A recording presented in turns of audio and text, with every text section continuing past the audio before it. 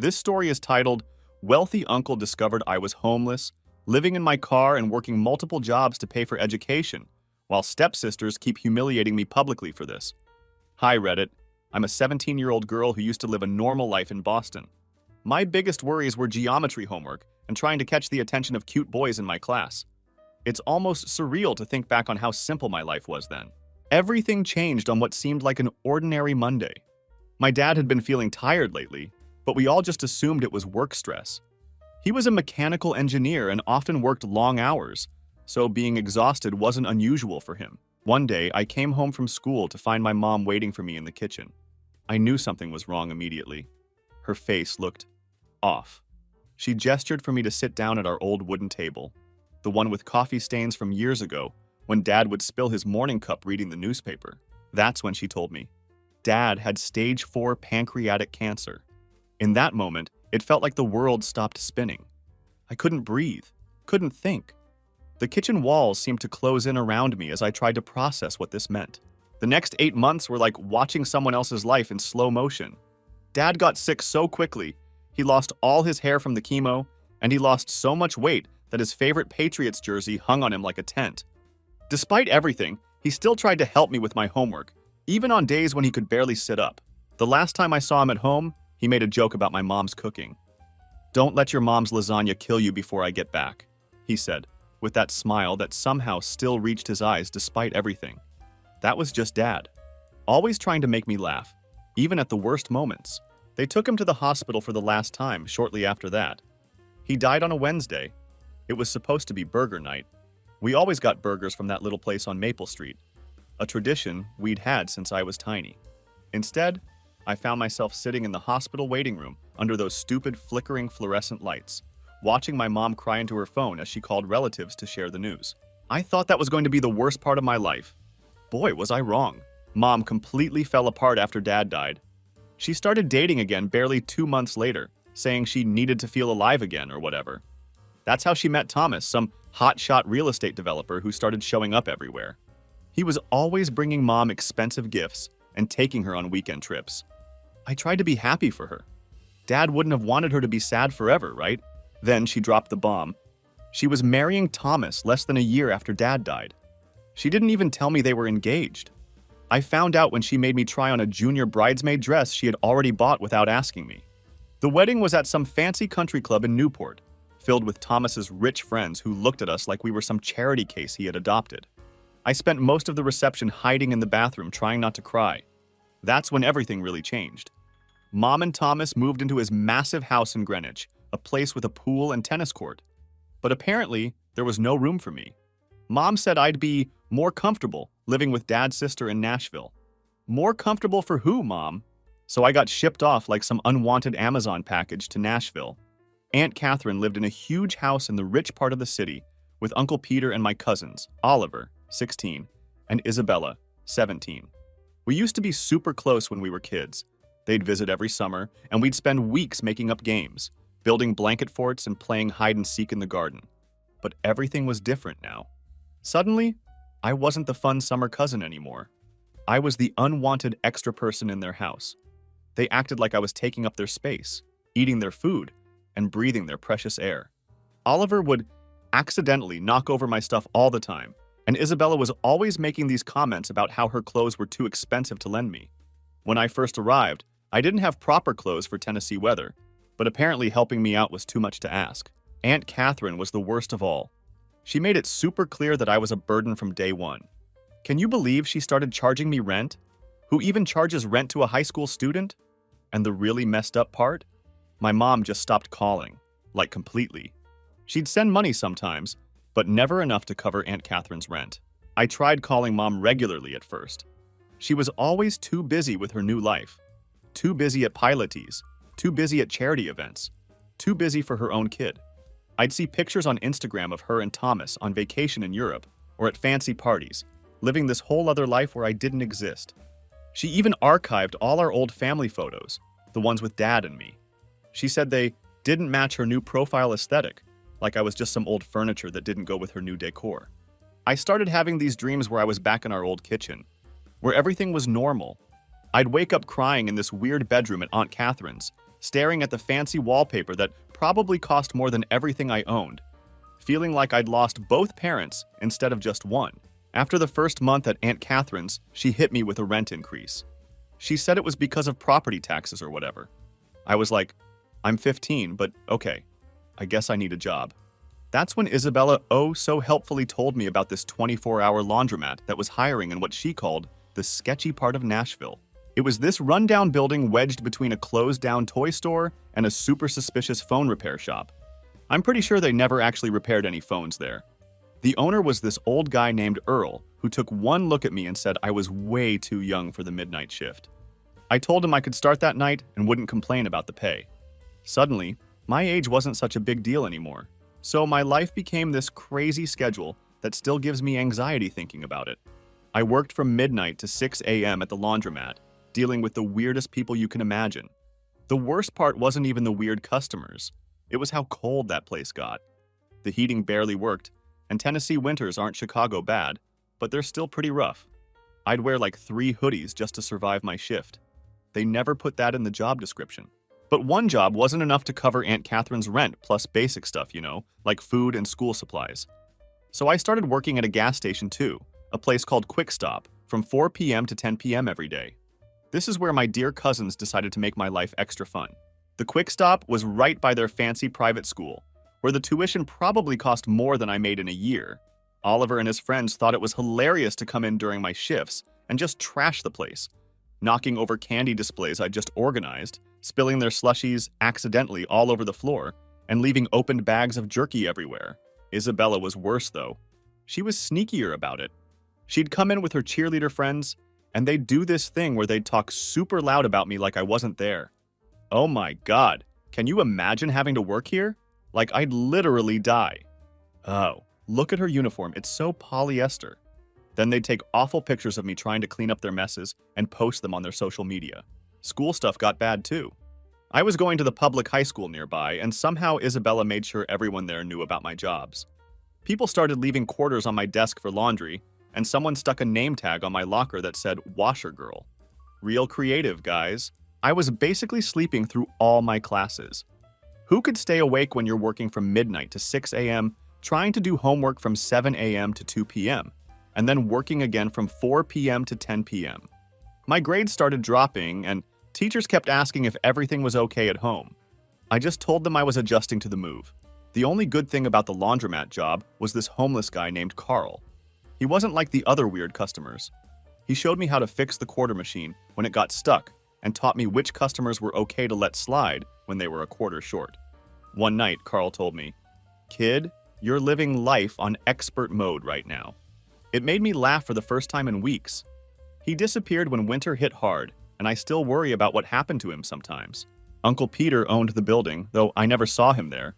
He had this property management company handle everything. Sometimes I'd see these fancy cars drive by real slow late at night. Later, I found out he'd send people to check on the place. I guess he was watching me more than I knew. Meanwhile, Mom was sending these random texts like, "Hope you're doing well," but never actually picking up when I called. Her Instagram was full of pictures from yacht parties and charity galas. Must be nice having so much time for charity when your own kid's working 2 jobs to survive. Aunt Catherine kept finding reasons to raise my rent. Utilities went up, HOA fees increased, my room was prime real estate. Yeah, right. I'm sure that converted storage room in the basement with weird mushrooms growing in the corner was really prime Nashville real estate. I started hiding cash in an old teddy bear my dad gave me before he died. I had this whole plan. Once I saved enough, I'd get my own place. But every time I got close to a decent amount, something would come up. School fees, winter boots when my old ones fell apart. That time Oliver accidentally backed his car into mine, and I had to pay for the repairs myself. But the final straw came one day when I returned home from my gas station shift to find my room completely torn apart. My bear was ripped open, stuffing was everywhere, and all my savings were gone. Isabella swore she was just cleaning and had no idea about any money. Yeah, right. That same week, Aunt Catherine came down to my basement room and told me the rent was going up again. Not just a little, we're talking double.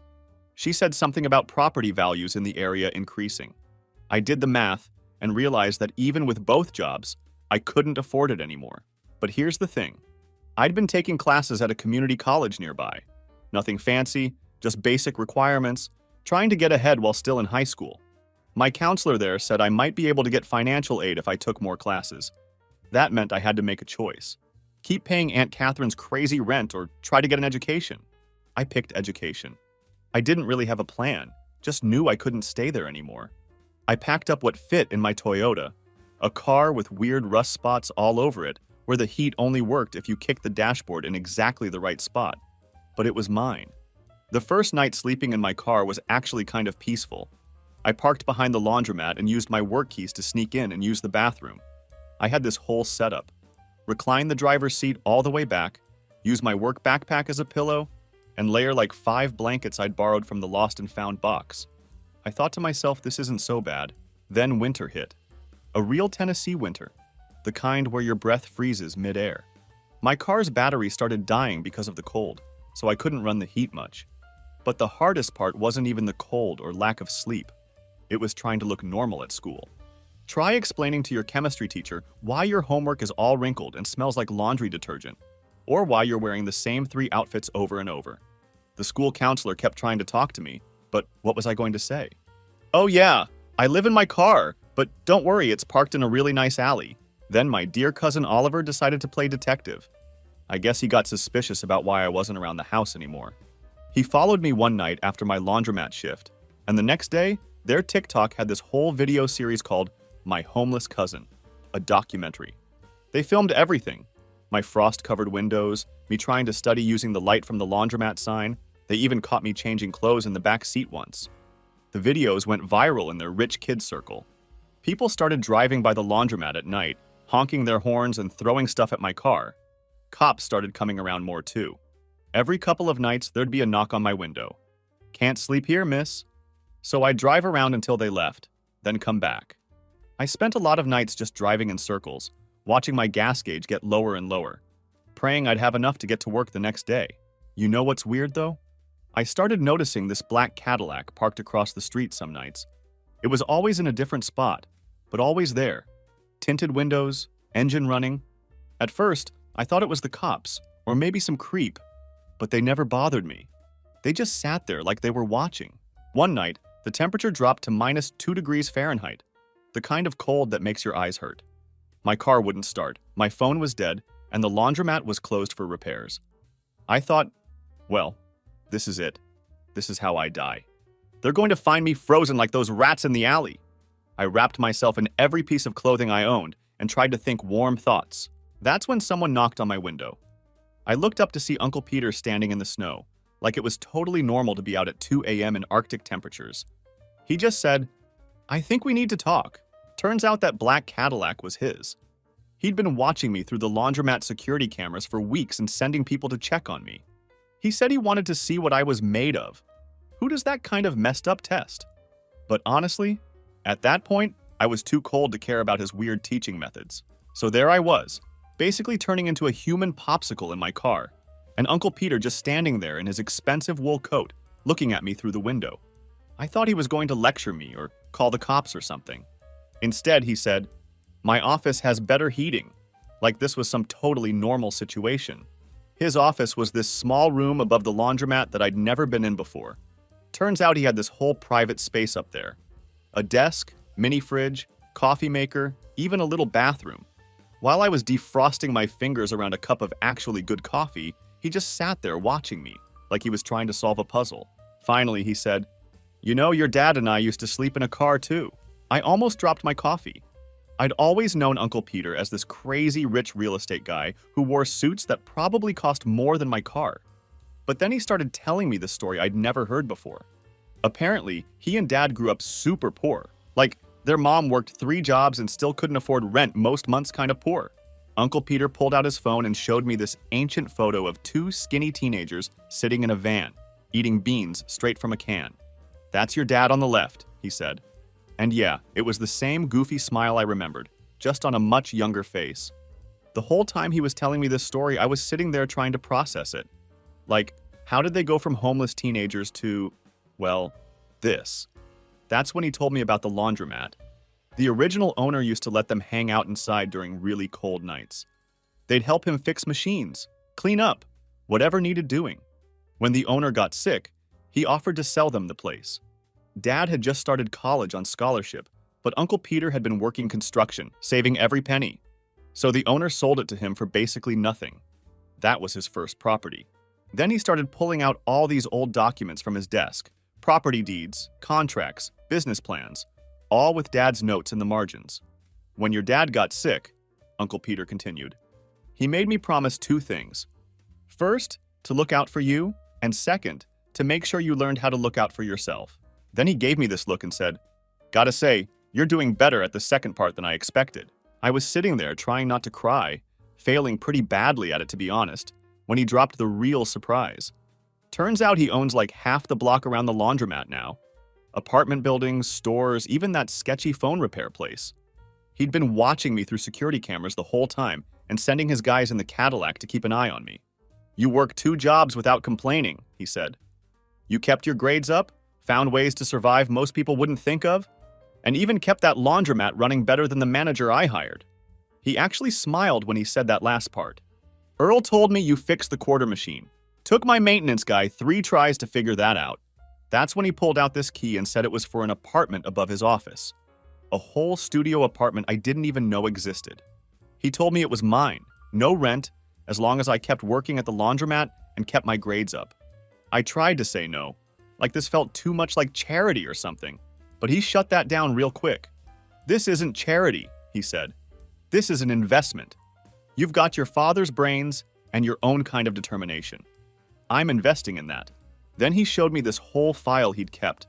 Copies of my school records, work reports from Earl, even screenshots of those awful TikToks Oliver and Isabella made.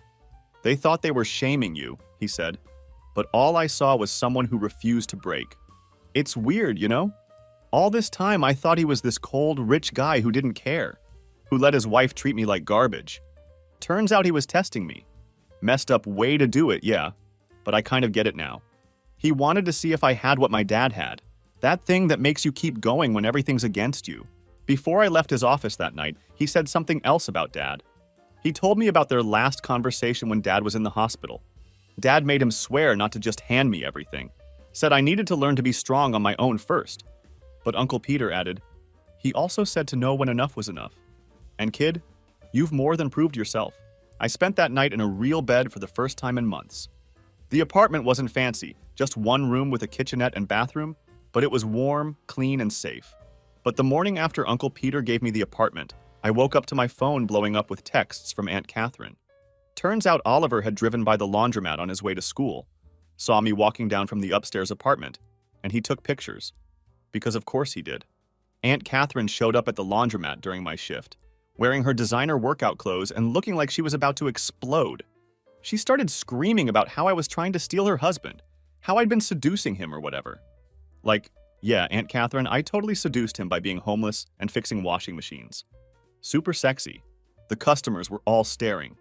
This one old lady who comes in every Wednesday to wash her cat's blankets actually started recording the whole thing on her phone. Aunt Catherine was saying all this crazy stuff about how she always knew I was trouble.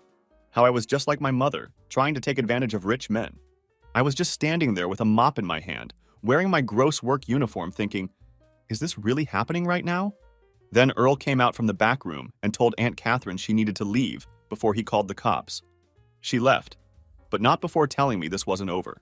That night, I heard Catherine and Uncle Peter having this huge fight upstairs in his office. Their voices were muffled, but I could make out Aunt Catherine screaming about that girl. And how dare you? I felt so ashamed, like I'd ruined their marriage or something. I found out later Aunt Catherine slept at her friend's house that night. When I saw Uncle Peter the next morning, he had dark circles under his eyes. He just gave me this tired nod. But the weird thing is, my mom suddenly started calling me for the first time in months, acting all concerned. "Honey, I'm hearing some disturbing things," she said, like she had any right to be concerned after abandoning me. I'm sure someone, probably Isabella, had sent her the rumors. Then she and Thomas showed up at my apartment unannounced. Mom was wearing one of her new designer outfits. Her eyes scanned my tiny studio apartment. "Oh, honey," she said, but it sounded more calculating than concerned. "This is quaint." Thomas stayed by the door, like he was afraid poverty might be contagious. What are you doing here? I asked, not offering them a seat. There was nowhere to sit anyway, unless they wanted to join me on my unmade bed. Mom started pacing my tiny space. We've been hearing things about you and your Uncle Peter. The way she said it made something twist in my stomach. What about Uncle Peter? I asked. Come on, sweetie, she tried for a conspiratorial smile. I know what you're doing. It's clever, really. I would have never thought of it at your age. Thought of what? Getting close to Peter like this. Working in his business. Playing the poor abandoned niece. I'm sure he's promised you quite a bit. The realization hit me like a slap. You think I'm trying to get his money? Well, aren't you? Living in this place, working in that laundromat, spending all that time with him. It's obvious what you're doing. I laughed, and it came out harsh. Obvious to who? You, the woman who shipped me off to Nashville and forgot about me? That's not fair, she said. No, you know what's not fair? You disappeared when Dad died. You married Thomas, 10 months later? Sent me to Aunt Catherine like I was some old furniture that didn't match your new decor. I was grieving, she said, but she was looking at her expensive watch, not at me. You were upgrading, I snapped back. Trading up for a fancier life with your real estate husband and your charity galas. And now what? You're worried I might get some of Uncle Peter's money before you do? Thomas stepped forward then, all fake authority. Now listen here, young lady. Your mother and I are concerned about your welfare. My welfare? A laugh bubbled up again, uglier this time. Where was this concern when Aunt Catherine was charging me rent at 15? When I was working 2 jobs and sleeping in my car? Mom waved her hand dismissively. Don't be dramatic. Check my hospital records from when I got bronchitis sleeping in that car. Check the pay stubs from the gas station and laundromat. Check the rent receipts Aunt Catherine made me keep. Oh wait, you can't. You were too busy posting pictures from your yacht parties to even answer my calls. That's ancient history, Mom said. But she was fidgeting with her wedding ring, Dad's wedding ring that she had upgraded with bigger diamonds. We're here to help now. Thomas has a friend who runs this wonderful boarding school in Switzerland. Now you want to help? My voice rose. Or did you just find out Uncle Peter is teaching me about business? Worried I might actually learn something? Get a piece of what you think should be yours? Mom's face changed then, got harder. She dropped the concerned mother act completely. Peter was your father's brother. Anything of his should go to me, his wife, she said. Ex-wife, I corrected, who remarried less than a year after he died. I deserve, she started, but I cut her off. You deserve? Dad helped build this business. He and Uncle Peter started with nothing. While you're busy planning charity galas with Thomas, I'm learning how to fix washing machines and manage books and actually help people, just like Dad did. Your father was a teacher, she spat out. He played around with Peter's business like it was some hobby. Get out, I pointed to the door. Go back to your perfect life with your perfect husband. Go plan another charity gala. Go archive some more family photos because they don't match your aesthetic. Just get out of my apartment. Thomas tried one more time. Now see here. No, you see here. I was surprised by how steady my voice was. I know exactly why you're both here. You heard I was working with Uncle Peter and got scared I might actually earn something you think should be yours. But here's the thing. I'm not you. I'm not here for anyone's money. I'm here because Uncle Peter gave me a chance when you threw me away. Mom's face went red. How dare you? How dare I? How dare you come here pretending to care about my welfare when all you care about is your bank account? I walked to the door and opened it. By the way, Mom, that pantsuit makes you look desperate. They left, Mom muttering about ingratitude, Thomas already on his phone. I closed the door and slid down against it, shaking. Through the thin walls, I heard Mom's voice. I told you this would happen. That little gold digger is going to try to take everything. So after the whole drama with Mom and Thomas, things got weirdly quiet for about a week. I was at work one night when Oliver came running into the laundromat. He looked scared, which was unusual for him. Turns out he had been using Aunt Catherine's iPad when a message popped up from someone saved as T. It just said, "Everything's ready for next week, Lisa baby. We're finally going to be free." Oliver, being the nosy kid he is, opened the messages. I guess Aunt Catherine never logged out of her accounts on the iPad. Y'all, the T was Thomas, as in my stepdad, as in my mom's husband Thomas. They'd been texting for months. Oliver found all these emails too, plans for them to take a bunch of money from Uncle Peter's business and run away together. They'd been planning it for almost a year. Every time Aunt Catherine raised my rent, that money went straight into some secret account. Oliver showed up because he didn't know what to do. For the first time in his life, this kid who'd made fun of me for being poor was realizing his mom was about to steal everything and leave him behind. I called Uncle Peter immediately. Not going to lie, part of me wanted to just let everything blow up. After how they treated me, it would have been some nice karma. Uncle Peter came down to the laundromat right away. Oliver was still shaking when he showed Uncle Peter all the messages. I've never seen Uncle Peter look so blank, like his face just shut down. He made some calls. Turns out his lawyer had been suspicious about some business accounts for a while. The numbers weren't adding up. But Aunt Catherine handled all the paperwork, and Uncle Peter trusted her with everything, so nobody looked too close. The lawyer looked through every account, every transaction. Do you know how much they were planning to steal? $4.3 million. They'd already moved almost $1 million to offshore accounts. All those times Aunt Catherine complained about property taxes and utility bills, she was stealing that money too. But the real blow was learning that some of that money came from Oliver and Isabella's college funds. Their own mom was stealing their future to run away with my stepdad. Uncle Peter had this whole team of lawyers and accountants come in. They found all these fake companies Aunt Catherine had set up. She'd write checks to these companies for maintenance or supplies, but the money just went to more secret accounts.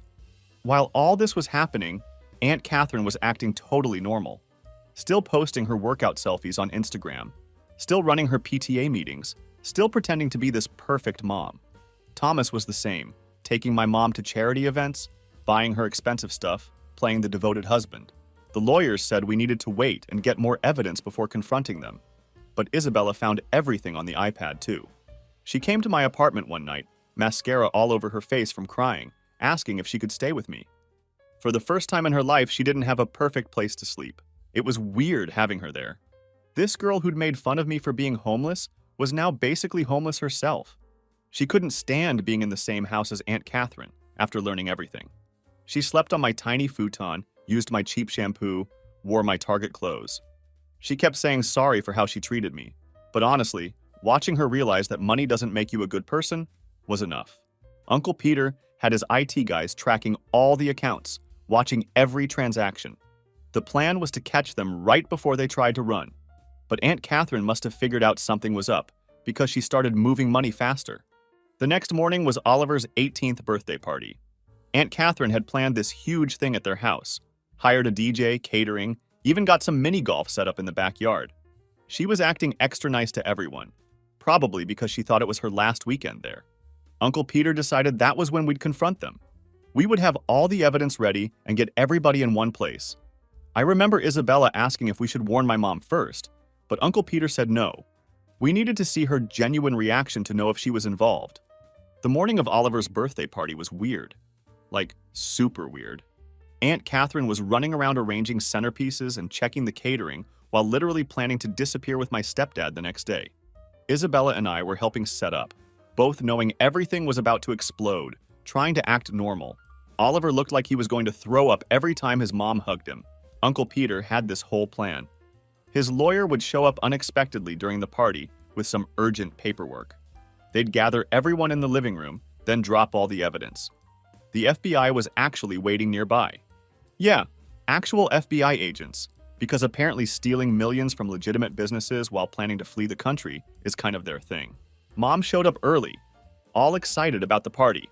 We hadn't talked since the whole Switzerland boarding school thing, but she was acting like everything was fine. Thomas came in behind her, carrying this huge wrapped present. I found out later it was some fancy gaming system. I guess he was trying to buy Oliver's silence or something. The party started at 2 p.m.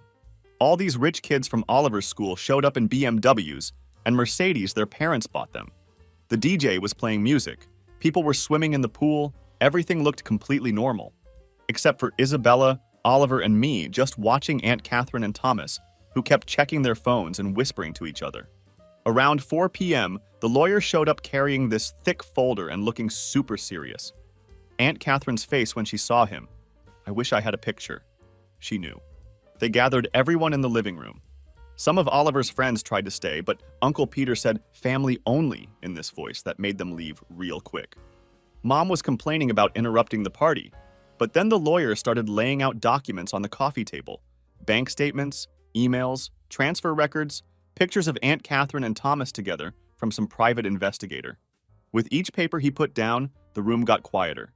Then the lawyer played a recording of Aunt Catherine and Thomas talking about their plans, laughing about how stupid everyone was for not noticing. My mom stopped breathing when she heard Thomas's voice. She just straight up froze.